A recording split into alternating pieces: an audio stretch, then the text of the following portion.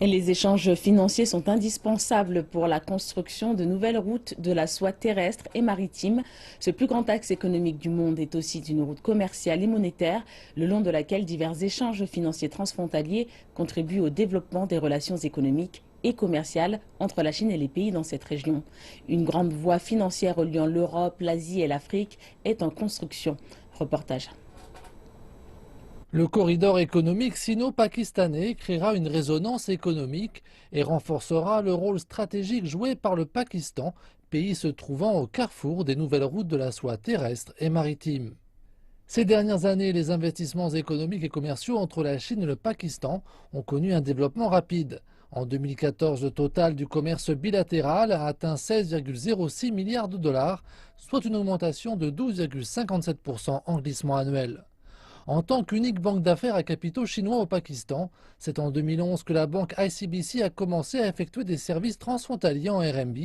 Le volume total de compensation et de règlement en RMB atteignait 92,9 milliards de yuan en 2014. L'entreprise pakistanaise Sachal nous explique la raison du choix d'ICBC comme banque coopérative. Les entrepreneurs de nos travaux et les fournisseurs d'équipements sont venus de Chine. Le Pakistan et la Chine entretiennent des relations d'amitié depuis longtemps. Ainsi, quand on cherchait des partenaires financiers, on a pensé à la banque chinoise ICBC, car son ampleur, ses valeurs et ses services sont au premier rang mondial. La Banque populaire de Chine a choisi la banque ICBC comme banque en charge de la compensation du RMB à Singapour, au Luxembourg, à Doha, à Toronto ou encore à Bangkok. Cette démarche vise à créer un système mondial de services de compensation et de règlement en RMB. Le transfert en RMB est ainsi plus effectif, l'utilisation facilitée dans le monde entier. Quant au volume de compensation, il bat record sur record.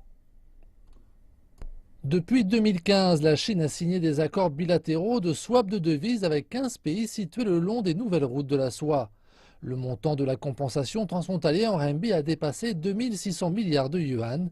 Les services financiers transfrontaliers sous différentes formes apportent une dynamique constante au développement du plus grand corridor économique du monde.